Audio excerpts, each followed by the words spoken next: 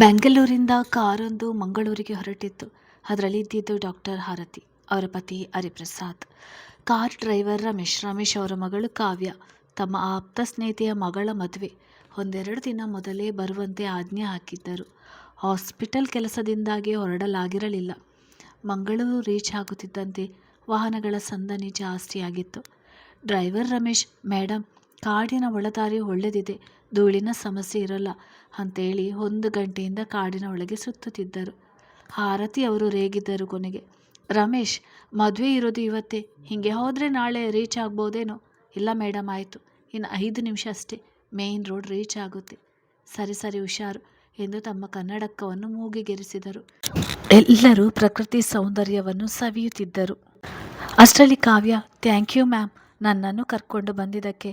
ನಾನು ಯಾವತ್ತೂ ಮಂಗಳೂರಿಗೆ ಬಂದೇ ಇಲ್ಲ ಎಂದಾಗ ನಕ್ಕರು ಆರತಿಯವರು. ನನಗೆ ಗೊತ್ತಿತ್ತು, ಅದಕ್ಕೆ ಬರೋಕೆ ಹೇಳಿದೆ ಎಂದರು. ಕಾವ್ಯ ಅಭಿಮಾನದಿಂದ ತನ್ನ ಒಡತಿಯನ್ನು ನೋಡಿದಳು. ಕೆಲಸಕ್ಕೆಂದು ಅಲಿದು ಸುಸ್ತಾಗಿದ್ದಳು. ಎಲ್ಲಿ ಹೋದರೂ ಎಕ್ಸ್ಪೀರಿಯನ್ಸ್ ಕೇಳ್ತಾ ಇದ್ರು. ಅದನ್ನು ತಿಳಿದ ಆರತಿಯವರು ತಮ್ಮ ಹಾಸ್ಪಿಟಲಲ್ಲಿ ಅಕೌಂಟ್ ಡಿಪಾರ್ಟ್ಮೆಂಟ್ನಲ್ಲಿ ಸೇರಿಸಿದ್ದರು, ಅವಳ ವಿದ್ಯಾರ್ಹತೆಯ ಮೇರೆಗೆ. ಮದುವೆ ಮುಗಿಸಿ ಬರಬೇಕಾದ್ರೆ ಬೀಚ್ ಹೋಗಿ ಬರೋಣ ಮ್ಯಾಮ್ ಎಂದು ಆಸೆಯಿಂದ ಕಾವ್ಯ ಕೇಳಿದಳು. ಆರತಿಯವರು ನಗುತ್ತಾ ಆಯಿತು ಎಂದಾಗ ಕಾವ್ಯ ಅಪ್ಪ ಡ್ರೈವರ್ ರಮೇಶ್ ಬೈದರು. ಅದಕ್ಕೆ ಇರಲಿ ಬಿಡು ರಮೇಶ್, ಮಕ್ಕಳಿಗೆ ಆಸೆ ಇರುತ್ತೆ, ಇವಾಗ ಹೋಗದೆ ನಮ್ಮ ಥರ ವಯಸ್ಸಾದ್ಮೇಲೆ ಹೋಗೋಕ್ಕಾಗುತ್ತಾ ಅಲ್ವೇನ್ರಿ ಅಂತ ತಮ್ಮ ಪತಿ ಹರಿಪ್ರಸಾದ್ ಅವರನ್ನು ರೇಗಿಸಿದಾಗ ಅವರು, ನಂಗೆ ಗೊತ್ತಿಲ್ಲಪ್ಪ, ರಮೇಶ್ ಕೇಳು ಅಂತ ನಗುತ್ತಾ ಬಾನನ ರಮೇಶ್ ಕಡೆ ತಿರುಗಿಸಿದರು. ಅದನ್ನು ಕೇಳಿ ಎಲ್ಲರೂ ಗೊಳ್ಳೆಂದು ನಕ್ಕರು. ಆರತಿಯವರು ತುಂಬ ಅನುಕೂಲಸ್ಥರು. ತಮ್ಮದೇ ಹಾಸ್ಪಿಟಲ್ ಇತ್ತು. ಮಗಳು ಮದುವೆಯಾಗಿ ಫಾರಿನ್ ಸೆಟ್ಲ್ ಆಗಿದ್ಲು. ಮಗ MBBS ಮಾಡಿ ಪೋಸ್ಟ್ ಗ್ರ್ಯಾಜುಯೇಷನ್ ಅಂತ USA ಹಾರಿದ್ದ. ಶ್ರೀಮಂತರಾದರೂ ಯಾವುದೇ ಅಹಂಕಾರವಿಲ್ಲದೆ ಸಹೃದಯಿ, ಎಲ್ಲರ ನೆಚ್ಚಿನ ಡಾಕ್ಟ್ರಮ್ಮ ಆಗಿದ್ದರು. ಮದುವೆ ಕಾರ್ಡ್ ಇದೆ ಅಲ್ವಾ ರತಿ, ಅಲ್ಲಿ ಮಂಟಪ ಹುಡ್ಕೋದು ಕಷ್ಟ ಆದರೆ ಹರಿಪ್ರಸಾದ್ ಕೇಳಿದರು. ಇದೇ ರೀ ಬ್ಯಾಗಲ್ಲಿ, ಎಲ್ಲ ನಾನೇ ನೋಡಿ ಚೆಕ್ ಮಾಡಬೇಕು. ನಿಮಗೆ ಬ್ಯಾಗಿಂದ ಹಿಡಿದು ಚಪ್ಪಲಿ ತನಕ ನಾನೇ ಜೋಡಿಸಬೇಕು. ಆಮೇಲೆ ರತಿ, ಅದಿಲ್ಲ ಇದಿಲ್ಲ ಅಂತ ಕೂಗಾಟ ಬೇರೆ ಎಂದು ತುಸು ಸಿಟ್ಟಲ್ಲೇ ಅಂದಾಗ, ಬೇಕಿತ್ತ ನನಗೆ ಮಂಗಳಾರತಿ ಅಂತ ನಸುನಗುತ್ತಾ ಸುಮ್ಮನಾದರು ಹರಿಪ್ರಸಾದ್. ಕಾರು ಇನ್ನೇನು ಕಾಡಿನ ಹಾದಿ ಬಿಟ್ಟು ಮೈನ್ ರೋಡ್ ಬರಲು 1 ಕಿಲೋಮೀಟರ್ ಇತ್ತು ಅಷ್ಟೇ. ಪುಟ್ಟ ಎದ್ದೇಳು, ನೋಡಿಲಿ ನನ್ನ, ಪ್ಲೀಸ್ ಮಾತಾಡಮ್ಮ, ಕಣ್ಣು ಬಿಡಮ್ಮ ಎಂದು ಗೋಗರಿಯುತ್ತಾ ತನ್ನ ತೋಳಲ್ಲಿ ಪ್ರಜ್ಞೆ ತಪ್ಪಿ ಮಲಗಿರುವ ತಂಗಿಯನ್ನು ಎಬ್ಬಿಸಲು ಪ್ರಯತ್ನಿಸುತ್ತಿದ್ದ ಅಣ್ಣನೊಬ್ಬ ಓಡುತ್ತಲೇ, ಹಿಂದಿನಿಂದ ವೆಹಿಕಲ್ನ ಟ್ರೇಸಿಂಗ್ ಶಬ್ದ ಕೇಳುತ್ತಲೇ ಪಕ್ಕದ ಕಾಡಿನೊಳಗೆ ನುಸುಳಿದ.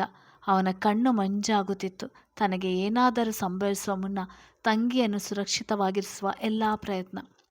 ಏನು ಮಾಡಲಿ ಈಗ? ಯಾವ ಗಾಡಿ ಈ ಕಾಡಿನ ದಾರಿಯಲ್ಲಿ ಬರುವುದು ಅಸಂಭವ. ಬಂದರೂ ಸಹಾಯ ಮಾಡುವವರೇ ನೆನೆದವನ ಕಣ್ಣಲ್ಲಿ ಕಣ್ಣೀರು. ಆಂಜನೇಯ, ದಯಮಾಡಿ ಕಾಪಾಡು, ನಾನು ಸೋಲ್ತಾ ಇದ್ದೀನಿ, ದುಷ್ಟರ ಕೈಯಿಂದ ರಕ್ಷಿಸು, ನಮ್ಮನ್ನು ತಪ್ಪೇ ಮಾಡದ ನನ್ನ ತಂಗಿನ ಉಳಿಸು ದೇವರೇ ಎಂದು ಮನದಲ್ಲೇ ಪ್ರಾರ್ಥಿಸುತ್ತಿರುವ ಅಣ್ಣ. ನಿಸ್ವಾರ್ಥ ಭಕ್ತಿಗೆ ಕರಗದಿರುವನೇ ದೇವ. ಅದೇ ಕಾಡಿನಲ್ಲಿ ನಿಧಾನವಾಗಿ ಬರುತ್ತಿದ್ದ ಆರತಿಯವರ ಕಾರಿನ ಶಬ್ದ ಕೇಳಿದೊಡನೆ ಮೈಯಲ್ಲಿ ಸೋರಿ ಹೋಗುತ್ತಿರುವ ಶಕ್ತಿಯನ್ನು ಒಗ್ಗೂಡಿಸಿ ಶಬ್ದ ಬಂದತ್ತ ಧಾವಿಸಿದ. ಸಡನ್ ಆಗಿ ಕಾರಿನ ಬ್ರೇಕ್ ಹಾಕಿದ ರಮೇಶ್ ಗಾಬರಿಯಲ್ಲಿ ಎದುರಿನಲ್ಲಿ ಒಂದು ಹುಡುಗ ಒಂದು ಹುಡುಗಿಯನ್ನು ಕೈಯಲ್ಲಿ ಎತ್ತಿ ಹಿಡಿದಿರುವುದು ಕಂಡು, ಏನಾಯ್ತು ರಮೇಶ್? ಅಲ್ಲಿ ನೋಡಿ ಮೇಡಮ್ ಎಂದ. ಎದುರಿನಲ್ಲಿ ನಿಂತವನನ್ನು ನೋಡಿ ವಿಂಡೋ ಕೆಳಗೆ ಮಾಡಿ, ಯಾಕಪ್ಪ ಗಾಡಿ ಎದುರಿಗೆ ಬಂದೆ ಎಂದು ತುಸು ಗಾಬರಿಯಲ್ಲಿ ಕೇಳಿದರು ಆರತಿಯವರು. ಅವನು ಕಷ್ಟಪಟ್ಟು, ದಯವಿಟ್ಟು ಸಹಾಯ ಮಾಡಿ ಮೇಡಮ್, ತುಂಬ ಕಷ್ಟದ ಪರಿಸ್ಥಿತಿ ನನ್ನದು, ತಡ ಆದರೆ ನಮ್ಮಿಬ್ಬರನ್ನು ಉಳಿಸುವುದಿಲ್ಲ ಅವರು. ಇವರಿಗೆ ಮೊದಲೇ ಗೊತ್ತಿಲ್ಲದ ಊರು. ಭಯಭೀತರಾದರು. ಅಲ್ಲಪ್ಪ, ಏನಾಯ್ತು? ಮೆಡಿಕಲ್ ಎಮರ್ಜೆನ್ಸಿನಾ ಕೇಳಿದರು ಭಯದಿಂದಲೇ. ದಯವಿಡಿ ನನ್ನ ಏನನ್ನು ಕೇಳಬೇಡಿ, ಹೇಳುವಷ್ಟು ಸಮಯವಿಲ್ಲ ಪ್ಲೀಸ್. ಕಣ್ಣಲ್ಲಿ ನೀರು ತುಂಬಿ ಹರಿಯುತ್ತಿತ್ತು. ಮೇಡಮ್, ಹೇಗೆ ನಂಬೋದು ಇವರನ್ನು? ಏನಾದರೂ ದರೋಡೆ ಮಾಡುವ ಪ್ಲಾನ್ ಇದ್ರೆ ಎಂದು ರಮೇಶ್ ಅಂದಾಗ ಹರಿಪ್ರಸಾದ್ ಅವರಿಗೂ ಆತಂಕದಿಂದ, ನೀನು ಹೊರಡು ರಮೇಶ್, ಗಾಡಿ ನಿಲ್ಲಿಸಬೇಡ ಎಂದರು. ಆರತಿ ಅವರಿಗೆ ಏನು ಯೋಚಿಸಲು ಸಾಧ್ಯವಾಗದೆ ಮೌನವಾದರು. ರಮೇಶ್ ಹೊರಡಲು ಅನುವಾದ. ಅಷ್ಟರಲ್ಲಿ ಅವನು ತನ್ನ ತಂಗಿಯನ್ನು ಕೈಯಲ್ಲಿ ಹಿಡಿದುಕೊಂಡು ತನ್ನ 2 ಮೊಣಕಾಲನ್ನು ನೆಲಕ್ಕೆ ಹುರಿ, ಅಮ್ಮ ದಯವಿಟ್ಟು ಸಹಾಯ ಮಾಡಿ, ಐ ಬೆಗ್ ಯು ಪ್ಲೀಸ್, ನಮ್ಮನ್ನು ಸೇವ್ ಮಾಡಿ ಎಂದು ಬೇಡಿದ. ಅಮ್ಮ ಅಂದಾಗ ಅವನ ನೋವಿನ ತೀವ್ರತೆ, ಅಸಹಾಯಕತೆ ಆರತಿಯವರ ಕರುಳು ಹಿಂಡಿದಂತಾಯಿತು. ರಮೇಶ್, ಗಾಡಿ ನಿಲ್ಸು ಎಂದು ಆರತಿ ಅವರು ಗಾಡಿನಿಂದ ಇಳಿಯಲು ಅನುವಾದರು. ಆರತಿ, ನಿಂಗೇನಾದ್ರೂ ತಲೆ ಕೆಟ್ಟಿದ್ಯಾ? ಇದು ನಮ್ಮ ಊರಲ್ಲ, ಅವ್ರು ಯಾರು ಗೊತ್ತಿಲ್ಲ, ನೀ ಇಳಿಬೇಡ ಅಷ್ಟೇ ಅಂದರು ಹರಿಪ್ರಸಾದ್. ಇಲ್ಲ ರೀ, ಅವನ ಅಮ್ಮ ಅಂದಾಗಲೇ ಅವನ ನೋವು ನಂಗೆ ಮುಟ್ಟಿದೆ. ಸತ್ಯ ಹೇಳ್ತಿದ್ದಾನೆ ಅನಿಸಿದೆ ಎಂದು ಡೋರ್ ತೆಗೆದು ಇಳಿದೇ ಬಿಟ್ಟರು. ಅವರೊಬ್ಬರನ್ನೇ ಬಿಡಲಾಗದೆ ಎಲ್ಲರೂ ಹೇಳಿದರು. ಸಮಸ್ಯೆ ಏನಪ್ಪಾ ಎಂದಾಗ, ಅಮ್ಮ, ನನ್ನ ಹೆಸರು ಪ್ರಮೋದ್ ಅಂತ, ಪೊಲೀಸ್ ನಾನು. ಕೇಸ್ ಒಂದರಲ್ಲಿ ರೌಡಿಗಳು ಟ್ರೇಸ್ ಮಾಡ್ತಾ ಇದ್ದಾರೆ. ಇವಳು ನನ್ನ ತಂಗಿ ವಿಸ್ಮಯ ಅಂತ. ತಲೆಗೆ ಏಟಾಗಿ ಪ್ರಜ್ಞೆ ತಪ್ಪಿದೆ. ಅವ್ರು ನಮ್ಮನ್ನು ಹುಡುಕ್ತಾ ಇದ್ದಾರೆ. ಅಪಾಯ ಇದೆ. ದಯಮಾಡಿ ಇವಳನ್ನು ಕರ್ಕೊಂಡೋಗಿ. ಇಲ್ಲೇ ಕೆಲವು ಸಾಕ್ಷಿಗಳಿವೆ. ಸಿಡಿ, ಪೆನ್ ಡ್ರೈವ್, ಫೋಟೋಸ್ ಎಲ್ಲ ನಿಮ್ಮ ಬಳಿ ಇರಲಿ ಎಂದು ಅವರ ಕೈಗಿಟ್ಟ. ಒಂದು ಕ್ಷಣ ಯೋಚಿಸಿ, ಕಮಾನ್ ಕ್ವಿಕ್ ರಮೇಶ್, ಹರಿ ಎಂದು ಅವಳನ್ನು ಎತ್ತಿಕೊಳ್ಳಿ ಎಂದರು. ಅಣ್ಣನ ಕೈಯನ್ನು ತನ್ನ ಕೈಯಲ್ಲಿ ಭದ್ರವಾಗಿ ಹಿಡಿದಿದ್ದಳು. ಬಲವಂತವಾಗಿ ಬಿಡಿಸಲು ನಿನ್ನೆ ತಾನೇ ತಂಗಿ ಕಟ್ಟಿದ ರಾಖಿ ಕಿತ್ತುಕೊಂಡು ಹೊರಗೆ ಬಂತು. ಅದನ್ನು ಭದ್ರವಾಗಿ ಅಣ್ಣ ಜೇಬಿಗಿರಿಸಿದ. ಇವರು ಅದರಂತೆಯೇ ಹಿಂದಿನ ಸೀಟಲ್ಲಿ ಮಲಗಿಸಿದರು. ನೀನು ಬಾಪ ಬೇಗ ಎಂದರು. ಇಲ್ಲಮ್ಮ, ನಾನು ಬಂದರೆ ಇದೇ ರೋಡಲ್ಲಿ ಚೇಸ್ ಮಾಡ್ತಾರೆ. ನಿಮಗೂ ಅಪಾಯ ಆಗುತ್ತೆ. ನೀವು ಹೊರಡಿ ಬೇಗ, ನಾನೇ ನಿಮ್ಮ ಬಳಿ ಬರುತ್ತೇನೆ. ಅಲ್ಲಿಯವರೆಗೂ ನನ್ನ ತಂಗಿ ಜೋಪಾನ ಅಂದವನ ಧ್ವನಿ ನೋವಿನಿಂದ ನಡುಗುತ್ತಿತ್ತು. ಕಣ್ಣುಗಳು ತುಂಬಿ ಬಂದವು. ತಂಗಿಯ ಹತ್ತಿರ ಹೋಗಿ ಅಣ್ಣಗೆ ಮುತ್ತನಿಟ್ಟು, ನಾ ಬೇಗ ನಿನ್ನ ಹತ್ರ ಬರ್ತೇನೆ, ನನ್ನ ಕ್ಷಮಿಸಿ ಬಿಡು. ನಂಗೆ ಬೇರೆ ದಾರಿ ಇಲ್ಲ, ಒಬ್ಬಳನ್ನು ಕಳ್ಕೊಂಡಿದ್ದೀನಿ, ನಿನ್ನ ಕಳೆದುಕೊಳ್ಳೋಕೆ ಇಷ್ಟ ಇಲ್ಲ ಅಂತ ಹೇಳುತ್ತಾ ಅವನಿಗೆ ಕಣ್ಣು ಕತ್ತಲಾಡುತ್ತಿತ್ತು. ಬಾನು ಒಮ್ಮೆ ಗುಡುಗಿತ್ತು. ಮಳೆ ಬರುವ ಆಗಿತ್ತು ವಾತಾವರಣ. ಅದನ್ನು ಗಮನಿಸಿದ ಡಾಕ್ಟರ್, ಸರಿ, ನಾನು ಡಾಕ್ಟರ್ ಆರತಿ ಅಂತ, ಬ್ಯಾಂಗ್ಳೂರ್ ನಮ್ದು, ಪ್ರಾರ್ಥನಾ ಅಂತ ಹಾಸ್ಪಿಟಲ್ ಇದೆ, ಅಲ್ಲಿಗೆ ನಿನ್ನ ಕೆಲಸ ಮುಗಿದ್ಮೇಲೆ ಬಾ ಅಂತೇಳಿ ಗಡಿಬಿಡಿಯಿಂದ ತಮ್ಮ ಕಾರಿಂದ ವಿಸಿಟಿಂಗ್ ಕಾರ್ಡ್ ಅನ್ನು ಅವನ ಕೈಗಿತ್ತು. ಮುಂದೊಂದು ಮಾತಿಗೆ ನಿಲ್ಲದೆ ರಮೇಶ್ಗೆ, ಗಾಡಿ ತೆಗಿ, ಬ್ಯಾಂಗ್ಳೂರ್ಗೆ ವಾಪಸ್ ಹೋಗೋಣ ಎಂದರು. ಅವರ ಮಾತಿಗೆ ಎಲ್ಲರಿಗೆ ಆಶ್ಚರ್ಯವಾದರೂ ಸುಮ್ಮನಾದರು. ಕಾರ್ ತಿರುಗಿ ಬ್ಯಾಂಗ್ಳೂರ್ಗೆ ಹೊರಟಿತ್ತು. ಇತ್ತ ಪ್ರಮೋದ್ನ ತನ್ನ ಒಡಲು ಸೇರಿದ್ದ ಅಮಲಿನ ಪದಾರ್ಥ ತನ್ನ ಕೆಲಸ ಪೂರ್ತಿಗೊಳಿಸಲು ತವಕಿಸುತ್ತಿತ್ತು. ಮುಂಜಾನೆ ಕಣ್ಣಿನಿಂದಲೇ ಚಲಿಸುತ್ತಿರುವ ಕಾರಿನ ನಂಬರನ್ನು ಅಲ್ಲೇ ಪಕ್ಕದ ಗಿಡದ ಮುಳ್ಳಿನಿಂದ ತನ್ನ ಎಡಕೈ ಭುಜದ ಒಳಮುಖವಾಗಿ ಹಾಕಿಸಿರುವ ಆಂಜನೇಯನ ಅಚ್ಚೆಯ ಕೆಳಗೆ ಸಣ್ಣದಾಗಿ ಬರೆದುಕೊಂಡ. ಅತೀವ ನೋವಾದರೂ ಸಹಿಸಿಕೊಂಡ. ಅವರ ವಿಸಿಟಿಂಗ್ ಕಾರ್ಡ್ ನೋಡಿ, ಇದು ನನ್ನ ಬಳಿ ಇದ್ದರೆ ಅಪಾಯ ಎಂದು ಅದನ್ನು ಅರಿದು ಬಿಸಾಕಲು ನೋಡಿ, ಬೇಡ ಅಂತ ಅಗಿದು ನುಂಗಿದ. ತನ್ನ ತಂದೆ ತಾಯಿ, ಚಿಕ್ಕಪ್ಪ ಚಿಕ್ಕಮ್ಮ, ತಂಗಿಯರು ಎಲ್ಲರೂ ಕಣ್ಣ ಮುಂದೆ ಬಂದರು. ನನ್ನ ಕ್ಷಮಿಸಿಬೇಡಿ, ಸಾಧ್ಯ ಆದ್ರೆ ಮನದಲ್ಲಿ ಬೇಡಿಕೊಂಡವ ಇದೀಗ ಪೂರ್ತಿ ಪ್ರಜ್ಞೆ ತಪ್ಪಿ ನೆಲಕ್ಕುರುಳಿದ. ಮಳೆ ಜೋರಾಗಿ ಹೊಯ್ಯಲಾರಂಭಿಸಿತು. ಪ್ರಮೋದ್ ಕಣ್ಣೀರು ಮಳೆ ನೀರಿನಲ್ಲಿ ಬೆರೆತು ಹೋಯಿತು. ಏನಿದು ರತಿ, ಇಷ್ಟು ಅಪಾಯದ ಕೆಲಸಕ್ಕೆ ಕೈ ಹಾಕಿದ್ಯಾ ಗೊತ್ತಾ? ಹರಿಪ್ರಸಾದ್ ರವರು ಗಾಬರಿಯಲ್ಲಿದ್ದರು. ಗೊತ್ತು ರೀ, ಅವನ ಹೇಳುತ್ತಿರುವುದು ನಿಜ ಅನಿಸಿತು. ಅದಕ್ಕೆ ಸಹಾಯ ಮಾಡಲು ಒಪ್ಪಿದೆ. ಪತ್ನಿ ಏನು ಹೇಳಿದರೂ ಕೇಳಲ್ಲ ಅಂತ ಸುಮ್ಮನಾದರು. ಆರತಿಯವರು ವಿಸ್ಮಯಳನ್ನು ಪರೀಕ್ಷಿಸಲು ಡೀಪ್ ಆಗಿ ಗಾಯ ಆದಾಗೆ ಇಲ್ಲ, ಹೆದರಿ ಪ್ರಜ್ಞೆ ತಪ್ಪಿದ್ದಾಳೆ ಅಂತ ನಿಧಾನಕ್ಕೆ ಮುಖಕ್ಕೆ ನೀರು ಸಿಂಪಡಿಸಿದರು. ಇತ್ತ ರೌಡಿಗಳೆಲ್ಲ ಈರ್ವರನ್ನು ಹುಡುಕುತ್ತಿದ್ದರು. ರೋಡ್ನಲ್ಲಿ ಕಾಣಿಸದೇ ಇದ್ದಾಗ ಕಾಡಿನ ದಾರಿ ಹೊಕ್ಕಿದ್ದರು. ಕೊನೆಗೆ ರೌಡಿ ಗ್ಯಾಂಗ್ನ ಒಬ್ಬನಿಗೆ ಪ್ರಮೋದ್ ಕಾಣಿಸಿದ. ಹತ್ತಿರ ಬಂದವನೇ ಹೊಟ್ಟೆಯ ಭಾಗಕ್ಕೆ ಬಲವಾಗಿ ಹೊದ್ದ. ಎಲ್ಲರನ್ನೂ ಕರೆದ. ನಮ್ಮ ಹತ್ರನೇ ತಪ್ಪಿಸ್ಕೊಳ್ಳೋ ಆಟನ, ಇರು ನಿಂಗೆ ಮಾಡ್ತೀನಿ ಎಂದು ಕೈಯಲ್ಲಿ ಪ್ರಮೋದ್ನ ತಲೆಗೂದಲನ್ನು ಹಿಡಿದು ಕೆನ್ನೆಗೆ ಬಾರಿಸಿದ. ಅಷ್ಟಾದರೂ ಎದ್ದೇಳದ ಅವನ ನೋಡಿ, ಇನ್ನೊಬ್ಬ, ಔಷಧಿ ಕೆಲಸ ಮಾಡಿದೆ, ಪ್ರಜ್ಞೆ ತಪ್ಪಿದೆ, ಏನ್ ಕೇಳಿದ್ರು ಹೇಳೋಲ್ಲ, ಅವಳೆಲ್ಲಿ, ಹುಡುಕಿ ಬೇಗ ಎಂದ ಆಜ್ಞಾಪಿಸಿದ. ಸುತ್ತಮುತ್ತ ಹುಡುಕಿದರೂ ವಿಸ್ಮಯ ಎಲ್ಲೂ ಕಾಣಲಿಲ್ಲ. ತನ್ನ ಬಾಸ್ಗೆ ಕಾಲ್ ಮಾಡಿ, ಬಾಸ್, ಅವನು ಇಲ್ಲೇ ಬಿದ್ದಿದ್ದಾನೆ, ಅವನ ತಂಗಿ ಇಲ್ಲ, ಮತ್ತು ಯಾವ ಪ್ರೂಫ್ ಇವನ ಬಳಿ ಇಲ್ಲ.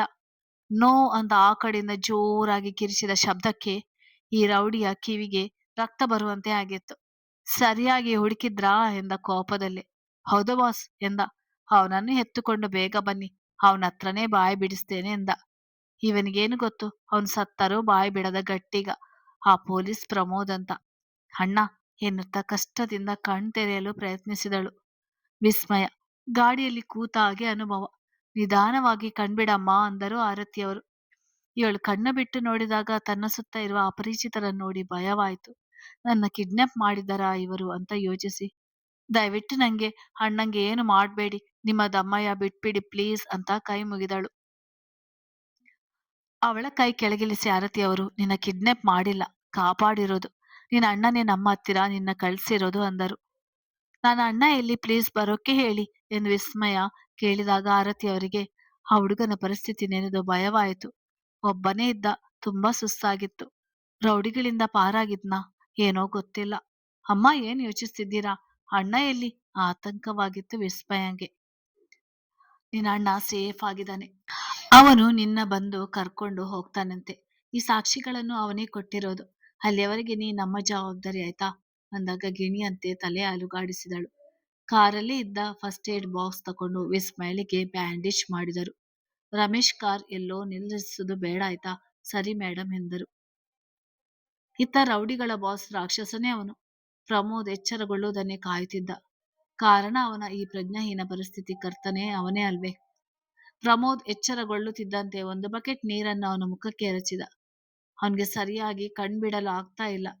ಕೈಕಾಲನ್ನು ಕಟ್ಟಿದ್ದಾರೆ. ಮುಖ ಮೈ ಎಲ್ಲ ಗಾಯ, ಒಡೆದ ತುಟಿ, ಆದರೆ ಮುಖದಲ್ಲಿ ಗೆಲುವಿನ ನಗೆ. ಅದನ್ನು ಕಂಡು ರಾಕ್ಷಸನಿಗೆ ಉರಿದು ಹೋಯಿತು. ಬಲವಾಗಿ ಎದೆಗೆ ಒದ್ದ ರಭಸಕ್ಕೆ ಕಟ್ಟಿದ್ದ ಚೈರ್ ಸಮೇತ ಅಷ್ಟು ದೂರಕ್ಕೆ ಹೋಗಿ ಬಿದ್ದ.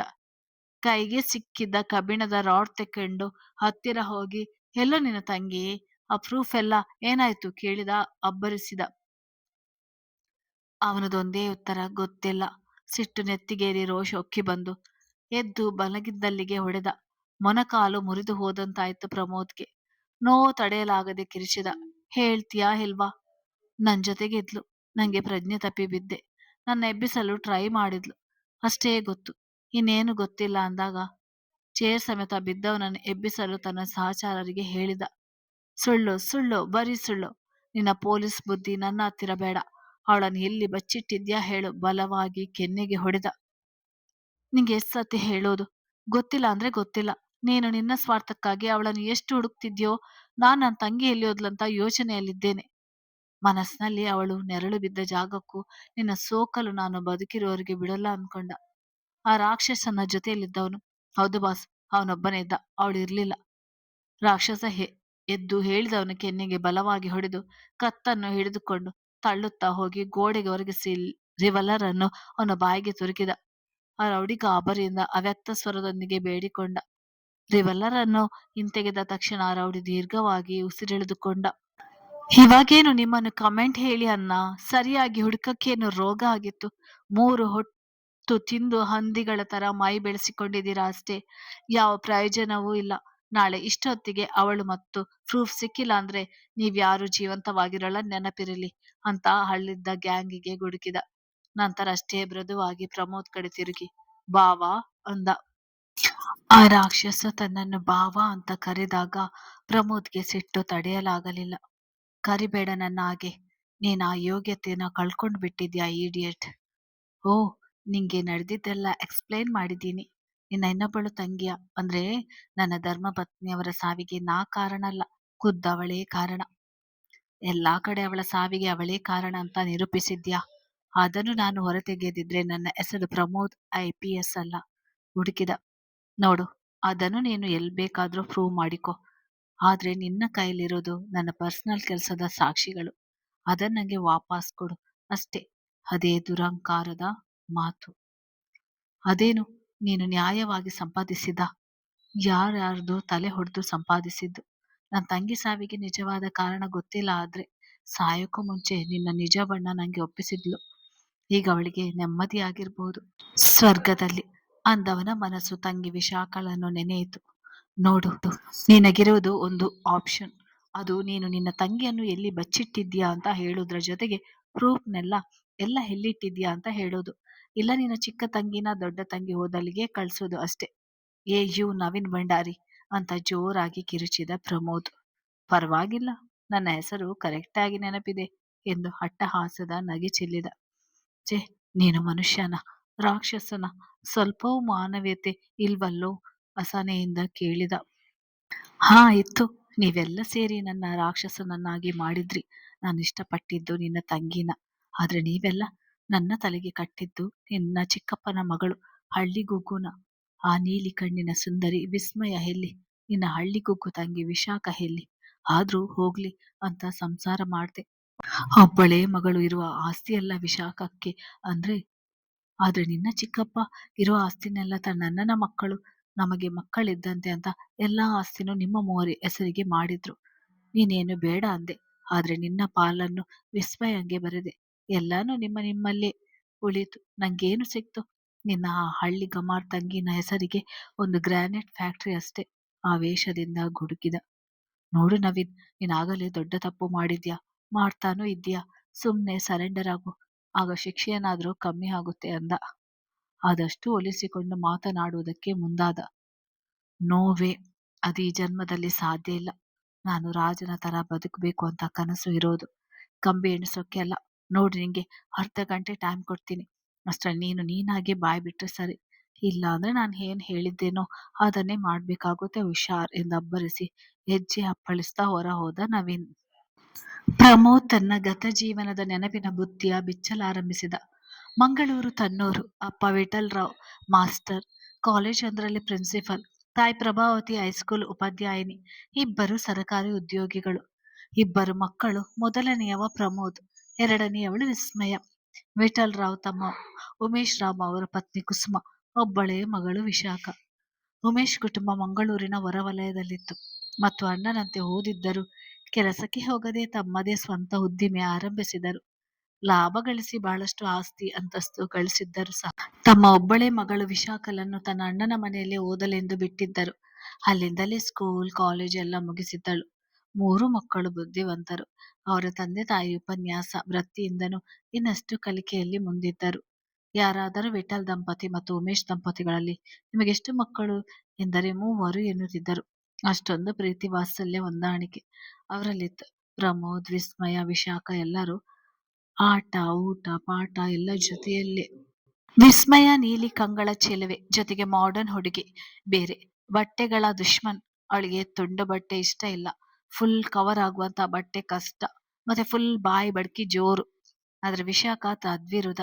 ನಿರಾಭರಣ ಸುಂದರಿ. ಚೂಡಿದಾರ್, ಸಲ್ವರ್ ಕಮೀಸ್, ಸ್ಯಾರಿಗಳೆಂದರೆ ಇಷ್ಟ. ವಿಶಾಖಳಿಗಿಂತ ವಿಸ್ಮಯ 2 ವರ್ಷ ಅಷ್ಟೇ ಚಿಕ್ಕವಳು. ಯಾವಾಗಲೂ ಏನಾದರೊಂದು ಕಿತಾಪತಿ ಮಾಡಿ ಸಿಕ್ಕಿ ಹಾಕಿಕೊಳ್ಳುವುದು ವಿಸ್ಮಯ. ಆವಾಗ ಕಾಪಾಡುವುದೇ ವಿಶಾಖ. ಪ್ರಮೋದ್ ತನ್ನ ತಂಗಿಯರೆಂದರೆ ಬಹಳ ಇಷ್ಟ, ಅಕ್ಕರೆ. ಇಬ್ಬರನ್ನು ಭೇದ ಭಾವ ತೋರದೆ ಒಂದೇ ತರ ಕಾಣುತ್ತಿದ್ದ. ಉಮೇಶ್ ವಿಶಾಖಳನ್ನು ಊರಿಗೆ ಬರ ಹೇಳಿದರೆ ಇವರು ಸಹ ತಮ್ಮ ಬ್ಯಾಗ್ ಪ್ಯಾಕ್ ಮಾಡಿ ಹೊರಡುತ್ತಿದ್ದರು ಅವಳೊಟ್ಟಿಗೆ. ಅಲ್ಲಿಂದ ಜೊತೆಯಾಗಿ ಮಂಗಳೂರಿಗೆ ಬರುತ್ತಿದ್ದರು. ಒಂದು ಕ್ಷಣ ವಿಶಾಖಳನ್ನು ಬಿಟ್ಟಿರುತ್ತಿರಲಿಲ್ಲ. ವಿಶಾಖ ಶಾಂತ ಸ್ವಭಾವದಳು.